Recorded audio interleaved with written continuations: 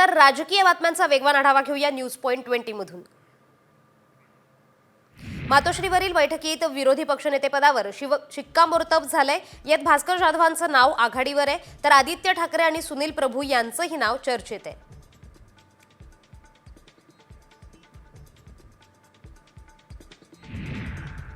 ठाकरे गटाच्या खासदारांची आजही मातोश्रीवर महत्त्वाची बैठक आहे। या बैठकीत उद्धव ठाकरे मार्गदर्शन करणार आहेत।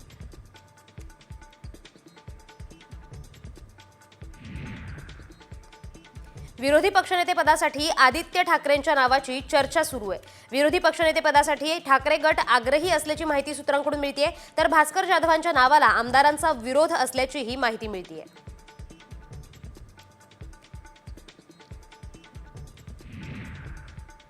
विरोधी पक्षनेतेपदासाठी अद्याप कोणाचाही अर्ज मिळालेला नाही अशी माहिती सूत्रांकडून मिळते। विरोधी पक्षनेतेपदावरून मवियात घमासान माजलंय। मवियात जागा वाटपाच्या वादानंतर आता विरोधी पक्षनेतेपदाचा वाद पेटण्याची चिन्ह दिसतायत। अर्थसंकल्पीय अधिवेशन काही तासांवर आहे, मात्र विरोधी पक्षनेता अद्याप ठरलेला नाहीये।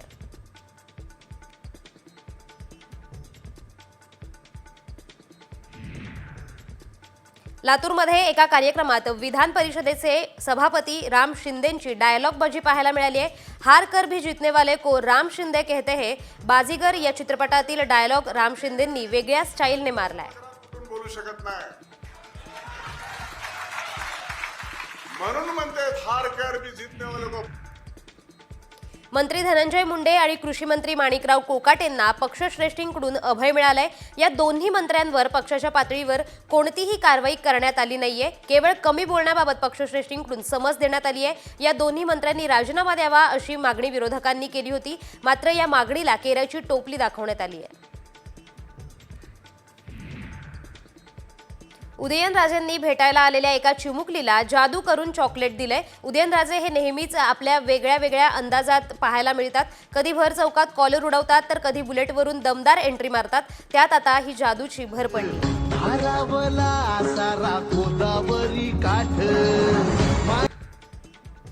मिठी नदीचा गाळ काढण्याच्या टेंडरमध्ये फेरफार करून 90 कोटींचा घोटाळा झाल्याचा आरोप ठाकरे गटाचे नेते अनिल परब यांनी केलाय। एका विशिष्ट कंपनीला फायदा पोहोचवण्यासाठी हेतूने टेंडरमध्ये फेरफार केल्याचा दावा अनिल परबांनी केलाय।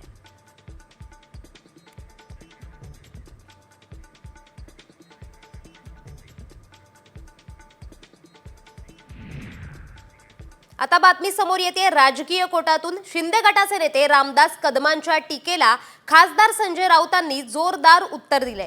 एक दिवस तुम्हाला पुन्हा मातोश्रीच्या दारात यावंच लागेल, हा माझा दावा आहे, असं उत्तर राऊतांनी दिलंय। उद्धव ठाकरेंना राज्यातून उद्ध्वस्त केल्याशिवाय मी नाव सांगणार नाही, असा घणाघात रामदास कदमांनी केला होता।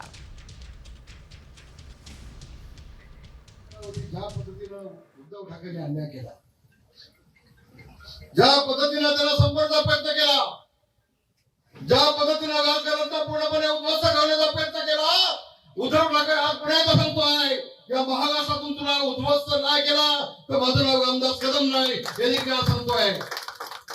काय सांगतोय। जे महाराष्ट्राचा विध्वंस करायला निघालेले आहेत, दिल्लीच्या मोगलाई बरोबर हात मिळवणी करून त्यांना रोखण्याची आणि इथे संपवण्याची ताकद आजही माननीय उद्धव ठाकरे यांच्या नेतृत्वाखालच्या शिवसेनेमध्ये परमेश्वरानं आम्हाला दिलेली आहे। हे तुमचं जे फडफड नाही तात्पुरतं आहे, सत्ता आहे म्हणून तुमचं फडफड नाही। एक दिवस तुम्हाला पुन्हा मातोश्रीच्या दारात यावं लागेल, शिवसेना भवनाच्या दारात उभं राहावं लागेल। हे माझं भाकीत नसून हा माझा दावा आहे। या सविस्तर बातम्यांनंतर आता वळूया वेगवान बातम्यांच्या आढाव्याकडे टॉप 50 मधून। पुणे मेट्रोने महिला दिनानिमित्त खास महिलांसाठी ऑफर दिली आहे। 20 रुपयांमध्ये वन पुणे कार्ड देत आहेत। ही ऑफर 1 ते 8 मार्च दरम्यान सर्व महिलांना मेट्रोमध्ये प्रवास करताना मिळणार आहे। या कार्डची किंमत 118 रुपये असून ते केवळ 20 रुपयांमध्ये महिलांना उपलब्ध होणार आहे।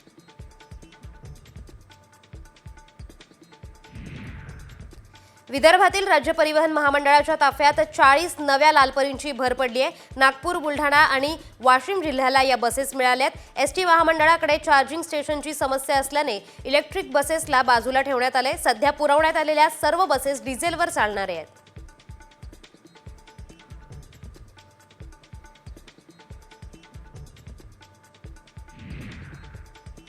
कोपरखैरणे पोलीस ठाण्याच्या हद्दीत रात्रीच्या सुमारास कोम्बिंग ऑपरेशन राबवण्यात आले। या ऑपरेशनमध्ये 18 अधिकारी 19 कर्मचारी सहभागी होते। यावेळी मोटार वाहन कायदा, जुगार प्रतिबंध कायदा, हिस्ट्री शीटर, गुंडा रजिस्टर, लॉज तपासणी, फरार आरोपी तपास अशा गंभीर प्रकारच्या कारवाया करण्यात आल्या आहेत।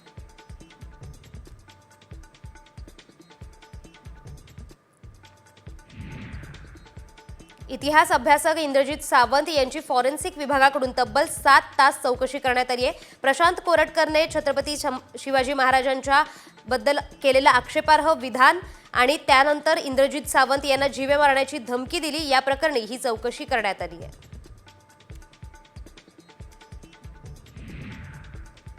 महाराष्ट्र राज्य माध्यमिक आणि उच्च माध्यमिक शिक्षण मंडळाच्या मुख्यालयात गैरप्रकार उघडकीस आलाय। जीवशास्त्र विषयाच्या मुख्य नियामकांच्या बैठकीवेळी लातूर प्रमुख नियामकाने नमुना उत्तरपत्रिकेचे 2 फोटो शिक्षकांना पाठवले आहेत।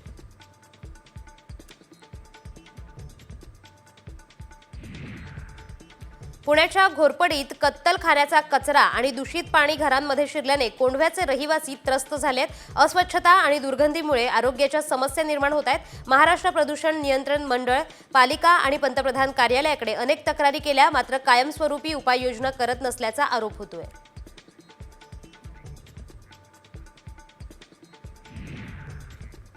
तर आता एक महत्त्वाची बातमी समोर येते। आजपासून शनिदेवाला केवळ ब्रँडेड तेलाचाच अभिषेक करता येणार आहे। शनी भक्तांना केवळ ब्रँडेड कंपनीचेच तेल वाहण्यास परवानगी आहे। शनी मंदिर देवस्थानने घेतलेल्या निर्णयाची आजपासून अंमलबजावणी होणार आहे। दुकानदारांनाही प्रमाणित कंपन्यांचे तेल विकण्याची सक्ती करण्यात आली आहे। शनी शिंगणापुरात दररोज हजारो भक्तांकडून शनिदेवाला तेलाने अभिषेक होतो। मूर्तीची झीज होऊ नये यासाठी केवळ ब्रँडेड खाद्यतेल वाहण्याचा मंदिर प्रशासनाने ठराव केलाय। खाद्यतेल, अखाद्य तेल, सुटे तेल वाहण्यास आजपासून बंदी करण्यात आली।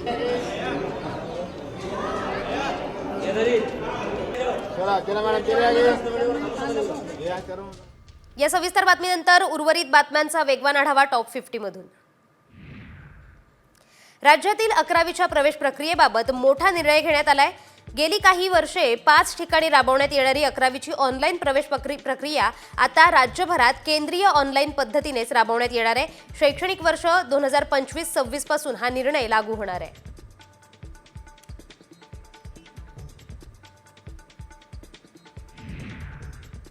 आजपासून व्यावसायिक गॅस सिलेंडरच्या किमतीत 6 रुपयांनी वाढ झाली आहे। कंपन्यांनी सिलेंडरच्या किमती वाढवण्याचा निर्णय घेतल्याने महागाई वाढण्याची शक्यता आहे। 19 किलोच्या व्यावसायिक गॅस सिलेंडरची किंमत 1797 रुपयांवरून आता 1803 रुपयांवर पोहोचली आहे।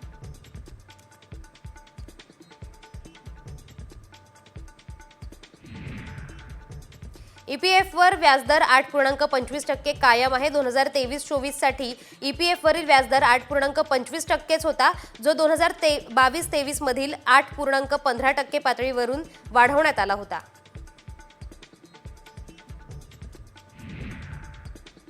नवी मुंबईत शाळेतील सहली दरम्यान मुलाचा मृत्यू झाल्यानंतर पालिका प्रशासनाने इमॅजिका पार्कमध्ये सहली रद्द केल्यात। जवळजवळ 6200 पेक्षा जास्त विद्यार्थ्यांच्या सहली रद्द करण्याचा निर्णय घेण्यात आलाय। या घटनेनंतर पालिका प्रशासनाला जाग आली आहे।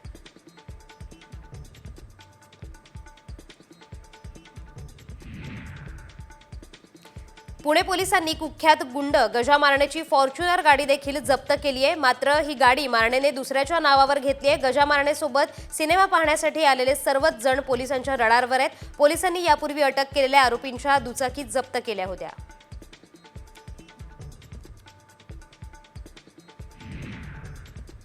छत्रपती शिवाजी महाराजांबद्दल आक्षेपार्ह टिप्पणी करणारा प्रशांत कोरटकर गायब झाल्याची माहिती मिळते। कोल्हापूरनंतर आता नागपूर पोलिसांनी देखील कोरटकरच्या विरोधात गुन्हा दाखल केला आहे। इतिहास अभ्यासक इंद्रजित सावंतांना फोनवरून शिवीगाळ आणि महापुरुषांबद्दल आक्षेपार्ह वक्तव्य केल्याचा आरोप प्रशांत कोरटकरवर करण्यात येतोय।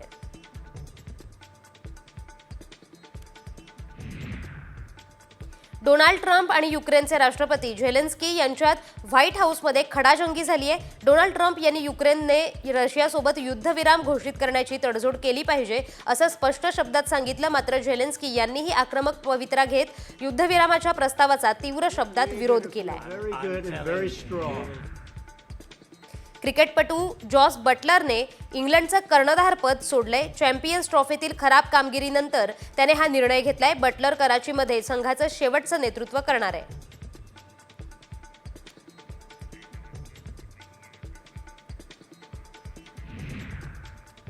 आता मुंबईकरांसाठी एक महत्त्वाची बातमी समोर येते. आज रात्रीपासून मध्य आणि पश्चिम रेल्वेवर मेगा ब्लॉक असणार आहे.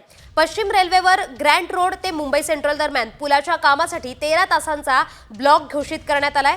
मेगा ब्लॉकमध्ये मध्य रेल्वेच्या 168 लोकल फेऱ्या रद्द करण्यात आल्या आहेत. हार्बर आणि पश्चिम रेल्वेवरील ब्लॉकमुळे 227 लोकल फेऱ्या रद्द राहणार आहेत. मध्य आणि पश्चिम रेल्वेवर कुठे आणि किती वेळ मेगा ब्लॉक असणार आहे पाहूयात ग्राफिक्सच्या माध्यमातून. स्टेशन CSMT ते भायखळा वडाळा रोड या दरम्यान मेगा ब्लॉक असणार आहे. आज रात्री 11:15 ते उद्या सकाळी 9:15 वाजेपर्यंत 15 मिनिटांपर्यंत हा मेगा ब्लॉक असणार आहे. अप डाऊन स्लो आणि फास्ट आणि हार्बर अप डाऊन मार्गांवर मेगा ब्लॉक असणार आहे. पश्चिम रेल्वेवर ग्रँट रोड ते मुंबई सेंट्रल दरम्यान मेगा ब्लॉक असेल. 13 तासांचा हा मेगा ब्लॉक असेल. आज रात्री 10 ते उद्या सकाळी 11 वाजेपर्यंत पश्चिम रेल्वेवर मेगा ब्लॉक असणार आहे. अप आणि डाऊन फास्ट मार्गांवर मेगा ब्लॉक असणार आहे.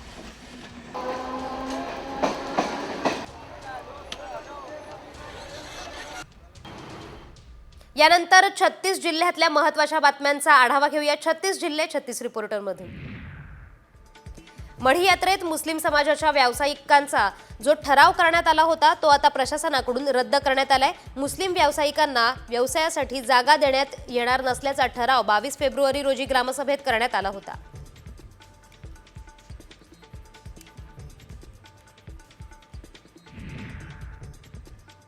काल खामगाव तालुक्यातील वझर गावात 2 गटात राडा झाला होता. पोलिसांनी दोन्ही गटांची बैठक घेऊन हा वाद मिटवलाय. महापुरुषांच्या अनधिकृतरित्या बसवलेल्या पुतळ्यांबाबत वाद निर्माण झाला होता. या ठिकाणी हाणामारी आणि दगडफेकही झाली होती. सध्या गावात शांतता असून कुठलाही अनुचित प्रकार घडला नाहीये.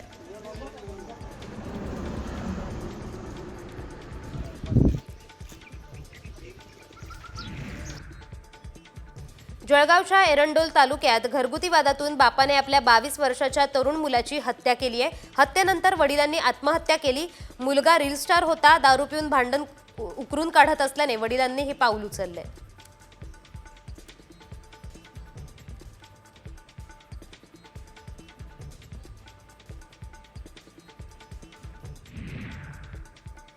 अंबरनाथमध्ये हायवेवर रेसिंग करणाऱ्या 2 दुचाकींनी एका रिक्षाला धडक दिली आहे. यात रिक्षा उलटली असून रिक्षातील प्रवासी गंभीर जखमी झालाय. या सर्व जखमींवर उल्हासनगरच्या खासगी रुग्णालयात उपचार सुरू आहेत.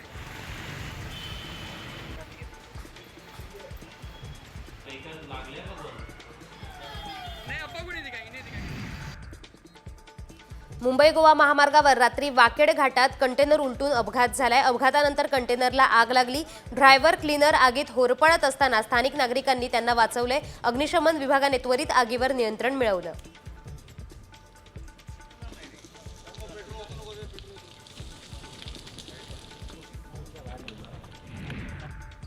विदर्भात बर्ड फ्लूची एंट्री झाली आहे. वाशिमच्या कारंजामधल्या खेरडा जिरापुरे गावात बर्ड फ्लूमुळे 6,831 कोंबड्यांचा मृत्यू झालाय. अकोल्यातील प्रयोगशाळेनं मृत कोंबड्यांचे नमुने पुण्यातल्या लॅबमध्ये पाठवले होते. भोपाळमध्येही या नमुन्यांची तपासणी झाली. त्यात कोंबड्यांचा मृत्यू बर्ड फ्लूने झाल्याचं निष्पन्न झालंय.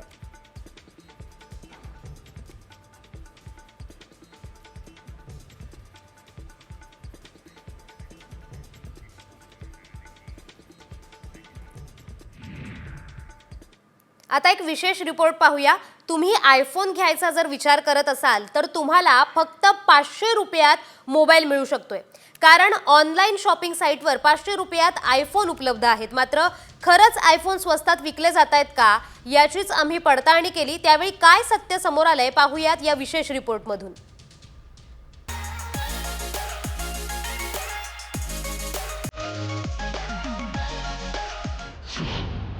499 रुपयात आयफोन.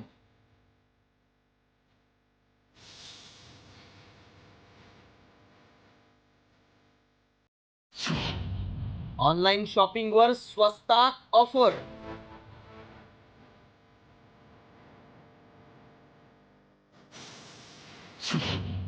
व्हायरल मेसेज मागचं सत्य काय?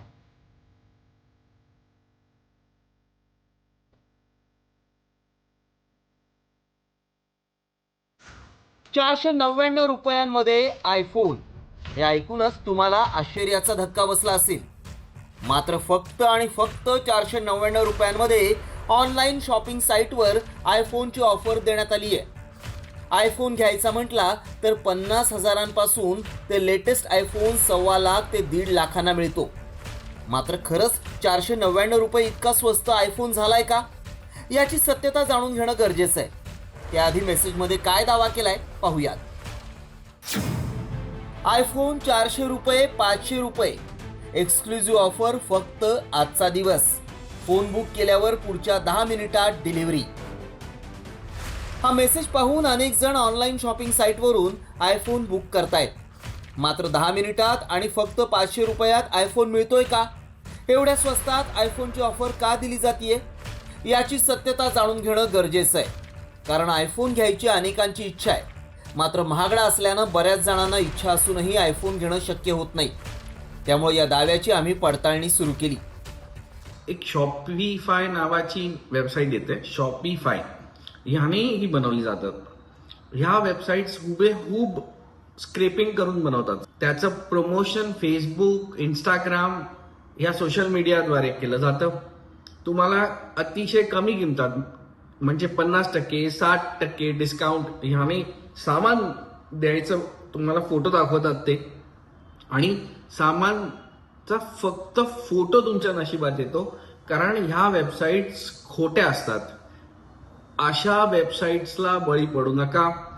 त्यावेळी आमच्या पडताळणीत काय सत्य समोर आलं पाहूया. ₹499 आयफोन मिळत असल्याचा दावा खोटा आहे. ऑनलाईन शॉपिंग साईटवर स्वस्तात आयफोनची ऑफर नाही. फ्लिपकार्ट सारखीच दिसणारी नकली साईट तयार करण्यात आली आहे. स्वस्तात आयफोन दाखवल्यानं अनेक जण पैसे भरतायत. पैसे भरूनही आयफोन न मिळता त्यांची फसवणूक होतीये. आयफोनचं सोडा, साधा मोबाईलही आता ₹500 मिळणं कठीण आहे. मात्र काही भामटे लोकांना गंडवून पैसे उकळतायत. तसंच लिंकवर क्लिक केल्यानं बँकेची माहिती सायबर चोरांना मिळते. त्यानंतर ते खातं रिकामं करतात. त्यामुळे कोणत्याही साईटवरून ऑनलाईन शॉपिंग करताना सावधगिरी बाळगा. आमच्या पडताळणीत ₹499 आयफोन मिळत असल्याचा दावा असत्य ठरलाय. ब्युरो रिपोर्ट, साम टीव्ही न्यूज.